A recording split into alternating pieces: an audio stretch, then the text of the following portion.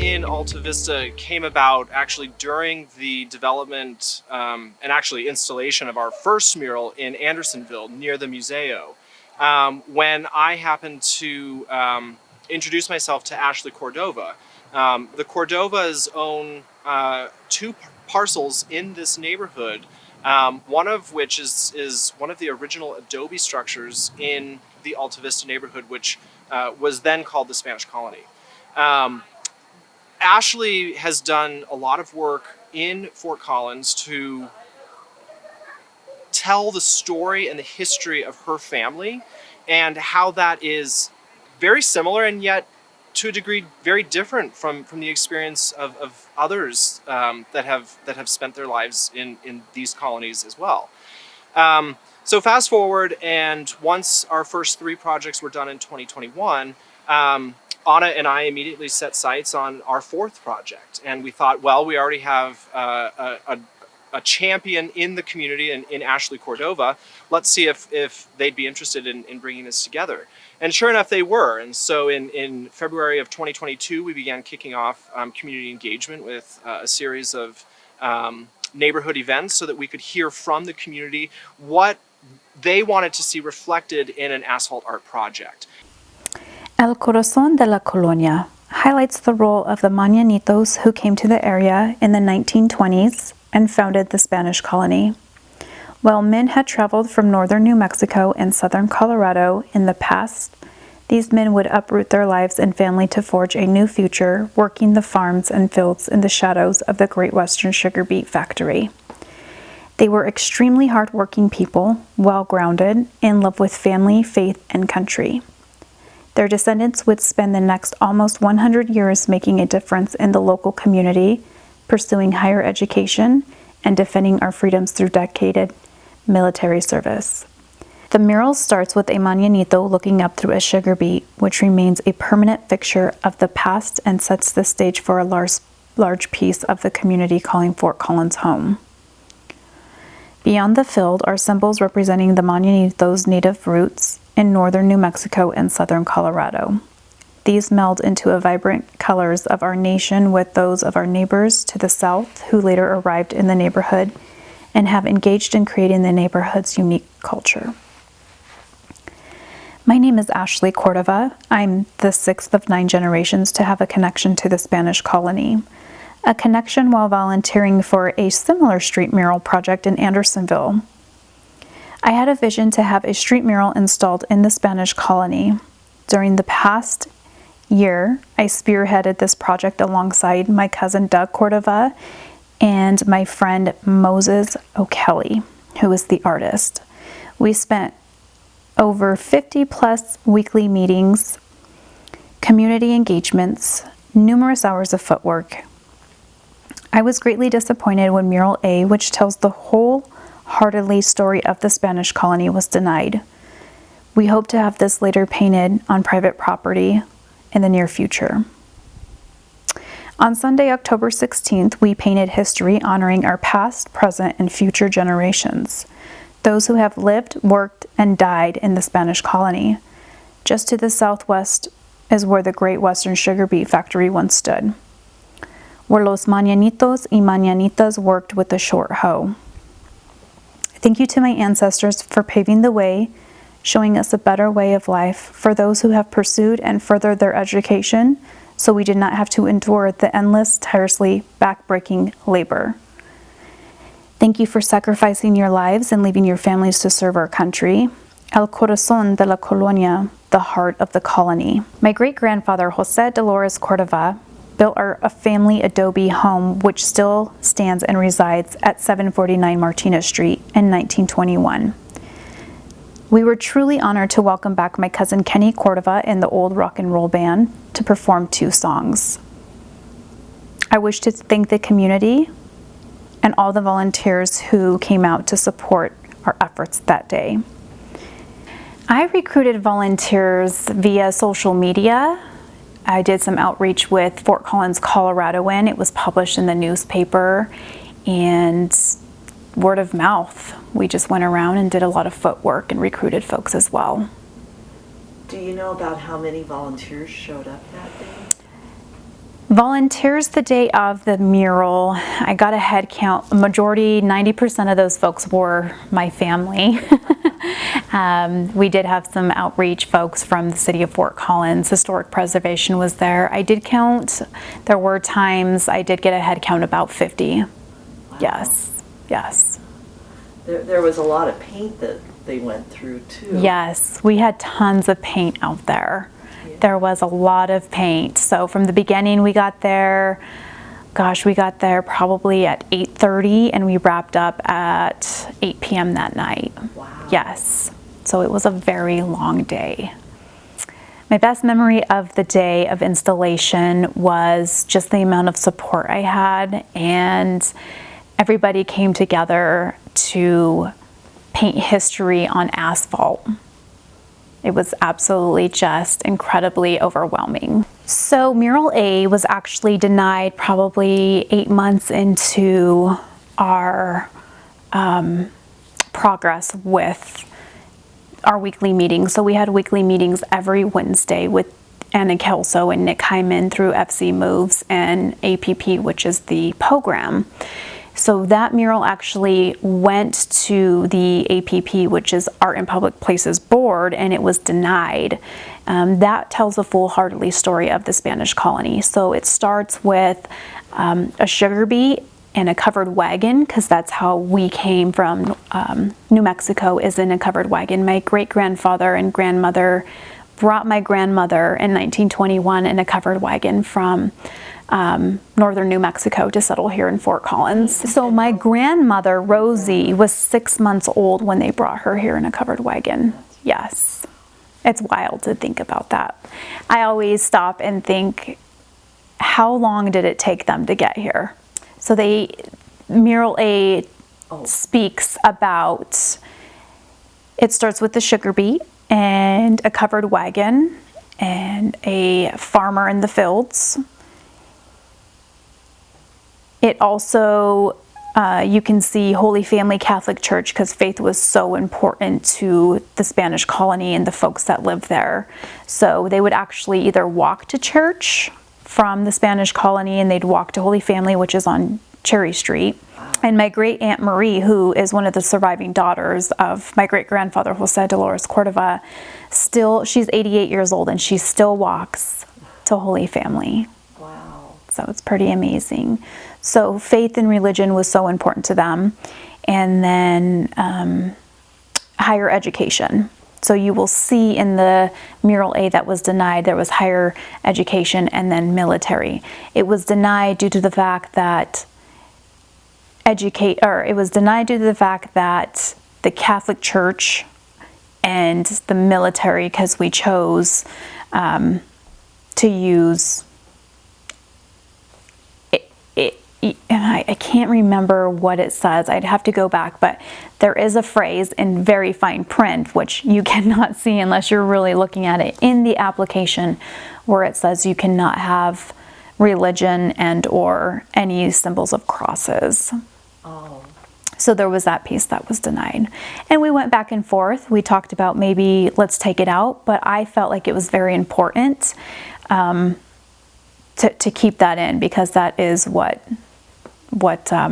they believed in, their faith, and growing up too. I mean, I was Catholic for over 20 years, so I wanted to keep that. I thought it was a very important piece. My family, my uncle is the homeowner at 749 Martinez Street, where my great-grandfather built our family adobe home. So we still have family that reside in the neighborhood. My cousin Doug owns 2 lots in the neighborhood. And then there's a fence near the park that we would like to kind of we're speaking to the homeowner, but ultimately it's their decision, because that is on private property. I've taken people that have never been in the neighborhood before, and that is a very overwhelming feeling for me, because I worked on this project for so long, and a lot of detail, a lot of meetings. I want them to understand where we came from. We came from, the other side of the tracks. once you start going into it, it's like this little neighborhood that is older. It's over, it's a century old. And people, the city, and even people back then wanted nothing to do with the Spanish colony. The city came in, I think, in 1984. We still had an outhouse at our family home. Electricity didn't get there until like the late 70s. My grandma taught me how to wash on the washboard.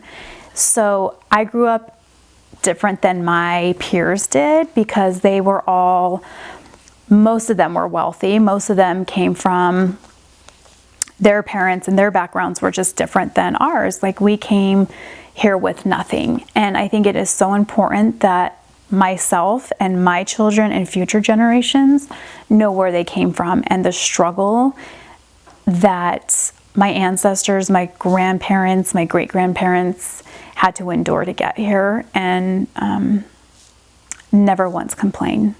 Very humble people, very loving people, very faithful people.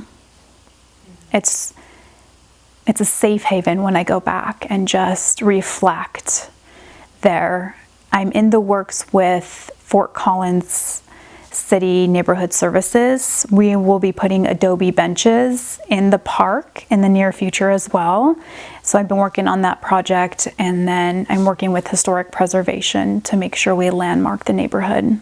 I think back when my family settled here, and my great-grandfather was recruited to work the Great Western Sugar Beet Factory. When they came here, I had a meeting, or I sat down with my uncle last year around this time.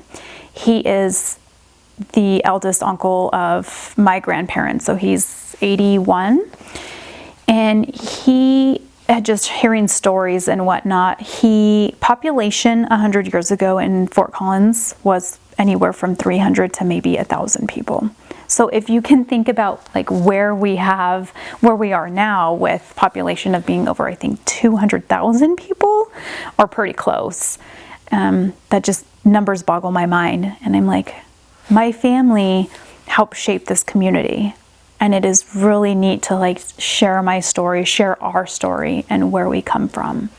So my great-grandfather helped. Okay, let me start over.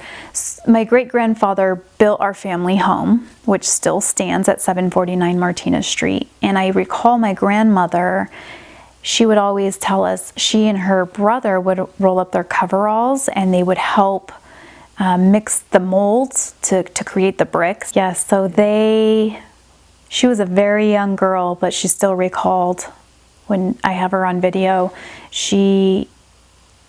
they would get their little feet and they would help mix the mud, the straw, the sands, and then my grandfather would have enough bricks and then build from that. She said that he would have to wait and dry. It was a process. I was a part of remudding adobe the museo. So I'm actually a board member for the museo, it means the 3 colonies. So Andersonville, Buckingham, and Alta Vista. And we brought a contractor from the University of New Mexico out, and he taught us we remudded the museo.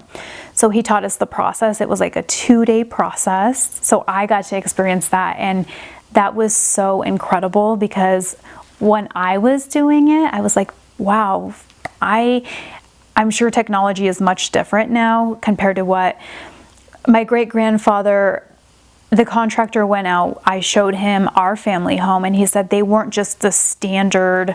He actually my great-grandfather made his own molds. They weren't the standard mold. So that was really, really neat to hear. But he said he took a piece of the adobe from the family home garage, and he said it was built so well and so strong. I took the piece and have it in a shadow box now because we've never touched it. It's been through seasons of, we have 4 seasons here, so it's been through everything that you can possibly think of, and it is still standing strong.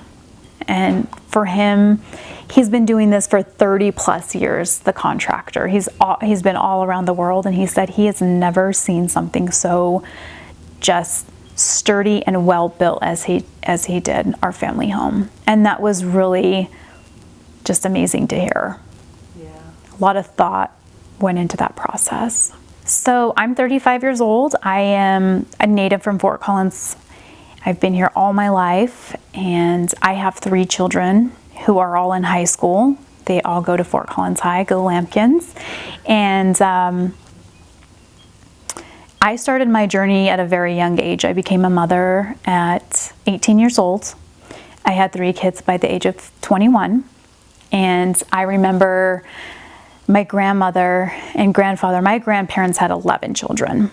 And my grandmother's parents, my great-grandparents, had 10 children. So I come from a very large family, if you can only imagine.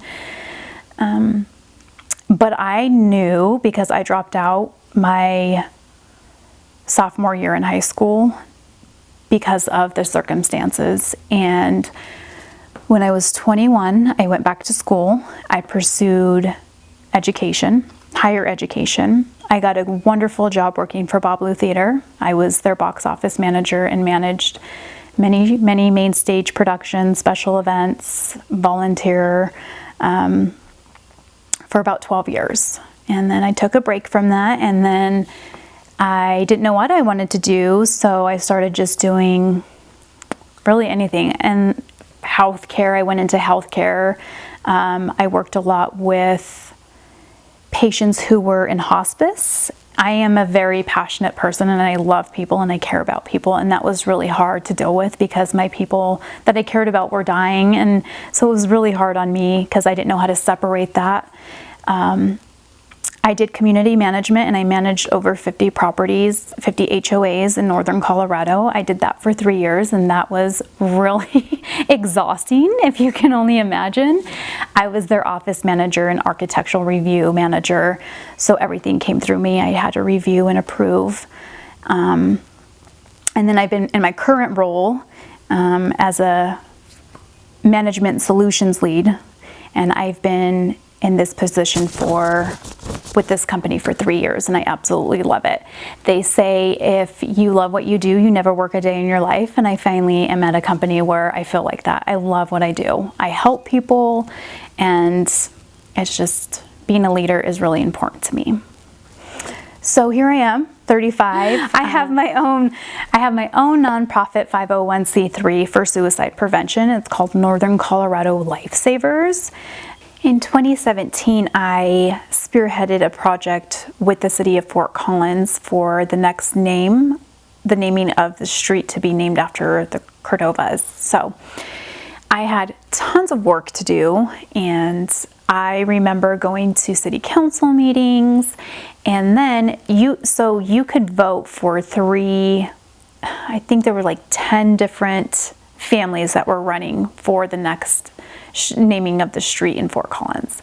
And I remember like 3 weeks, maybe a month into this, I don't know, what would you call it? It wasn't a campaign. I would just, I remember getting a phone call saying, we've never seen numbers like this. You guys have to start over. They thought people were cheating and just using different devices, like getting on a laptop and getting on a cell phone. And so we restarted the process all over again. So if you can only imagine, like everybody has to vote again. So we did that a second time, and numbers still came in crazy. Like when we went to a city council meeting, they were like, we've never seen numbers like this for the next naming of the street in Fort Collins. So that was very humbling, knowing how much support we had and how much people loved my family. I mean, Kenny Cordova, he's my cousin. He's performed for over 30 plus years in northern Colorado, so people know him. And he kept people on their feet for all those years. So I spearheaded that project in 2017, and we were granted the next street naming in Fort Collins, which is really neat. It is off of Lincoln, north of Fort Collins. It's a little roundabout, and it's Cordova Road. We have 9 road signs. So I'd go drive there all the time and just pass by memory lane. It's really neat. And then October of 2021, we planted a chokecherry tree, which actually grew and still does. We have chokecherry trees in Alta Vista on property. On my cousin Doug's property, there's chokecherries. So I would help my grandmother pick chokecherries, and we'd clean them, and she'd make the best chokecherry jelly. And she'd seal those and give them to family. So we planted a tree. I thought it would be really neat, celebrating a century, being here for 100 years. We did that last October. It is our tree is a chokecherry tree, and it's at Sugar Beet Park, which is just south of where I grew up, south of the Spanish colony. So I thought that was really neat to just plant something. Our roots are finally here. We're not going anywhere. And that was a nice, successful day, nice celebration.